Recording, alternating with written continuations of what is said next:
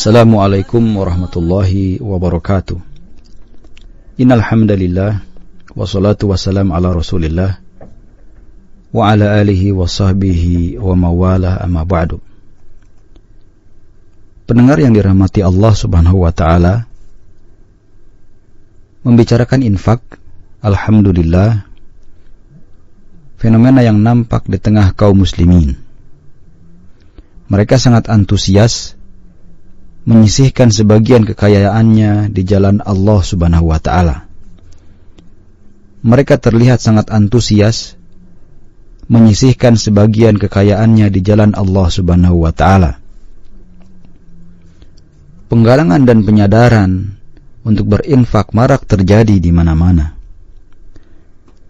Dan tidak sedikit dana infak yang tersalurkan kepada yang berhak untuk menerimanya. Dan hal ini sungguh merupakan suatu pemandangan yang sangat menggembirakan. Perbuatan yang mulia ini tentunya perlu mendapat perhatian khusus serta motivasi yang sangat ekstra. Karena memang infak memiliki nilai yang sangat penting sekali, yaitu sebagai wujud kepedulian kepada sesama kaum muslimin, seperti kepada masyarakat yang kurang mampu, misalkan pembangunan sarana-sarana pendidikan Islam atau penguatan sektor ekonomi, dan juga ikut serta dalam menciptakan suasana keakraban dan kasih sayang, atau bahkan merasa senasib sepenanggungan di antara sesama kaum muslimin. Saudaraku kaum muslimin rahimakumullah, infak adalah perlakuan baik kepada sesama dengan sesuatu yang bisa mendatangkan kemanfaatan. Dan pihak yang paling berhak menerimanya ialah kaum kerabat tentunya, atau keluarga, atau hamba sahaya, dan orang-orang yang membutuhkan, yang tidak terikat dalam pertalian keluarga.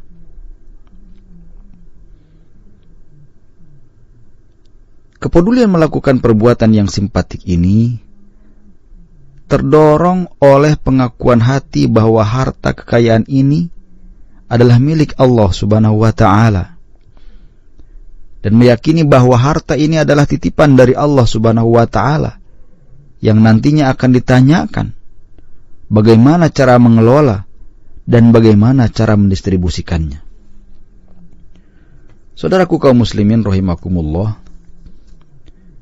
dengan pengakuan ini maka akan mampu mendorong munculnya rasa solidaritas dan ingin berbagi kepada sesama kaum muslimin, terutama kaum du'afa atau orang-orang yang tidak mampu atau orang-orang yang lemah. Keimanan telah memotivasinya untuk berderma, untuk bersedekah, untuk berinfak kepada sesama yang sangat membutuhkannya. Dalam hal ini Rasulullah SAW bersabda bahwa sedekah adalah bukti keimanan seseorang. Saudaraku kaum muslimin rahimakumullah, dari sisi ini jiwa akan bersih dari sifat kikir ataupun bakhil. Kemudian kehidupan akan dipenuhi dengan ketenangan karena saling memahami, saling bekerja sama antara anggota masyarakat. Kemudian suasana kehidupan pun akan terhindar dari pertikaian atau bahkan permusuhan. Saudaraku kaum muslimin rahimakumullah, apalagi dengan kondisi ataupun situasi ketika harga kebutuhan semakin mahal. Kita lihat seakan beras menjadi barang yang mahal bagi sebagian keluarga, dan kebutuhan lainnya kian melambung tinggi, dan sebagian barang sulit untuk dijumpai. Dalam kondisi berat seperti ini, uluran bantuan tetangga ataupun para dermawan baik bentuknya bantuan finansial ataupun material, tentu akan menggembirakan dan sedikit mengobati kepedihan kaum du'afa, orang-orang yang tidak mampu, agar hidup mereka menjadi lebih bermakna dan lebih bersahabat. Saudaraku kaum muslimin rahimakumullah, bersedekah dan berinfak merupakan perbuatan terpuji dan termasuk sifat orang-orang pilihan Allah Subhanahu wa ta'ala. Jika demikian, lantas kapan seseorang semestinya menyisihkan pendapatannya untuk berinfak ataupun bersedekah? Apakah seseorang yang berinfak harus terlebih dahulu menjadi orang yang kaya raya dan berlimpah dengan harta dan kekayaan, baru kemudian dia menyedekahkan sebagian hartanya? Ataukah bagaimana? Saudaraku kaum muslimin rahimakumullah, para sahabat pernah bertanya dan telah menanyakan permasalahan ini kepada Rasulullah SAW, yaitu setelah beliau melontarkan himbauan untuk bersedekah. Dan pertanyaan para sahabat tadi terjawab melalui firman Allah Subhanahu wa ta'ala dalam surat Al-Baqarah ayat 219. A'udzubillahi minasyaitonirrajim. Wa yas'alunaka madza yunfiqun qulil afwa. Wahai Nabi Muhammad sallallahu alaihi wasallam, orang-orang bertanya kepada engkau, kapan mereka harus mendermakan hartanya? Katakanlah wahai Muhammad sallallahu alaihi wasallam, bila mereka memiliki harta lebih dari keperluan mereka. Wahai Muhammad sallallahu alaihi wasallam, orang-orang bertanya kepadamu, kapan mereka harus mendermakan hartanya? Katakanlah, yaitu bila mereka memiliki harta lebih dari keperluan mereka. Saudaraku kaum muslimin rahimakumullah, ayat ini memuat pertanyaan mengenai kadar harta yang diinfakkan. Kemudian Allah Subhanahu wa ta'ala memudahkan urusan ini dan memerintahkan mereka untuk menginfakkan harta yang ringan menurut mereka, tidak berkait dengan kebutuhan dan keperluan mendesak mereka. Atau dalam bahasa lain, bahwa harta yang diinfakkan diambilkan dari harta yang sudah melebihi kebutuhan yang tidak bisa dikesampingkan.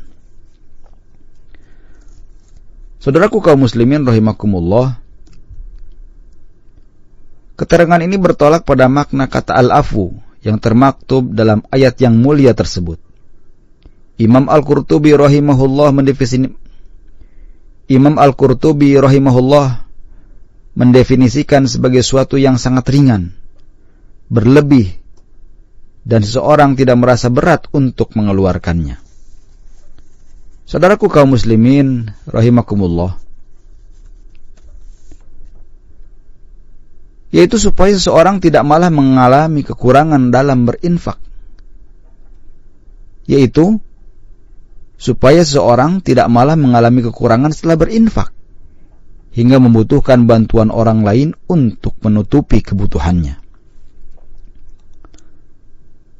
Seseorang kalau mengeluarkan sedekah bisa menyesal dan malah membutuhkan bantuan orang lain. Seseorang kalau mengeluarkan sedekah yang banyak bisa menyesal dan malah membutuhkan bantuan orang lain. Memberikan sedekah dengan jumlah sedikit, tetapi dilakukan dari waktu ke waktu, maka hal ini jauh akan lebih membekas pada keimanan dan lebih bermanfaat bagi hartanya.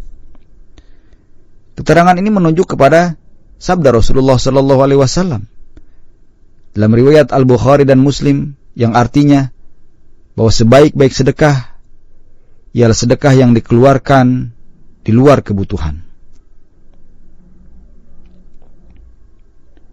Mayoritas ulama mengartikan hadis ini yaitu dalam infak-infak bersifat tatawu atau sukarela. Kita lihat sejarah yang telah menceritakan, memberikan gambaran kepada kita dengan jelas sekali bahwa Abu Bakar As-Siddiq radhiyallahu anhu ialah seorang yang sangat dermawan sekali dan kontribusi finansialnya di jalan Allah Subhanahu wa ta'ala begitu besar sekali. Dalam soal infak, 100% kekayaan beliau diserahkan untuk kepentingan Islam. Dan sepeser pun tidak disisihkan bagi keluarganya. Bahkan sepeser pun tidak disisakan bagi keluarganya, sebagaimana yang diriwayatkan oleh Umar bin Khattab radhiyallahu anhu. Imam Al-Baghawi rahimahullah telah memadukan keterangan para ulama tersebut dengan perbuatan Abu Bakar As-Siddiq radhiyallahu anhu dengan berkata, yang terbaik ialah seseorang hendaknya menyedekahkan harta di luar kebutuhannya dan menyisakan untuk kepentingan keluarga dan dirinya. Karena dikhawatirkan dilanda cobaan kemiskinan. Bila itu terjadi, bisa saja menyesali perbuatannya dalam berinfak sehingga terhapuslah pahalanya, lalu menjadi beban orang lain di kemudian hari.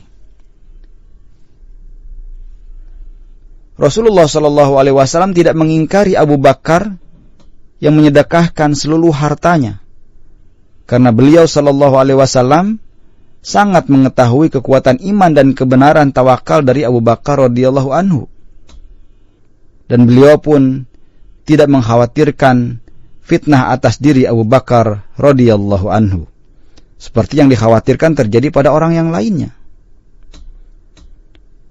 Adapun seorang yang bersedekah, sementara keluarganya membutuhkan atau masih terlilit hutang, dalam keadaan seperti ini, maka melunasi hutang dan mencukupi kebutuhan keluarganya itu adalah lebih utama tentunya. Kecuali jika seorang yang penyabar dan mengutamakan orang lain atas dirinya, meskipun dirinya sangat membutuhkan. Hal ini seperti yang dilakukan oleh Abu Bakar As-Siddiq radhiyallahu anhu. Begitu pula yang dilakukan kaum Ansar yang mengutamakan kaum Muhajirin. Saudaraku kaum muslimin rahimakumullah, suatu saat perbuatan itsar atau mengutamakan orang lain dengan bantuan materi itu bisa terlarang. Dengan demikian, manakala ada sejumlah biaya yang wajib ditanggung seseorang yang mau berinfak, misalnya tanggungan nafkah bagi istri-istrinya dan lain-lain, kemudian ia berinfak pada bagian yang tidak wajib, tentu dengan demikian, manakala ada sejumlah biaya yang wajib ditanggung seseorang yang mau berinfak, misalnya, dengan demikian, ketika ada sejumlah biaya yang wajib ditanggung seseorang yang mau berinfak, misalnya tanggungan nafkah bagi istri-istri dan yang lain-lain, kemudian ia berinfak pada bagian yang tidak wajib ini dengan meninggalkan kewajibannya, sehingga kesimpulannya, infak dikeluarkan dari harta yang sudah berlebih, di luar kebutuhannya. Tujuannya adalah agar tidak berpengaruh pada anggaran kebutuhan pokok rumah tangga, dan hal ini tergantung pada kondisi seseorang. Wallahu ta'ala alam. Wassalamualaikum warahmatullahi wabarakatuh.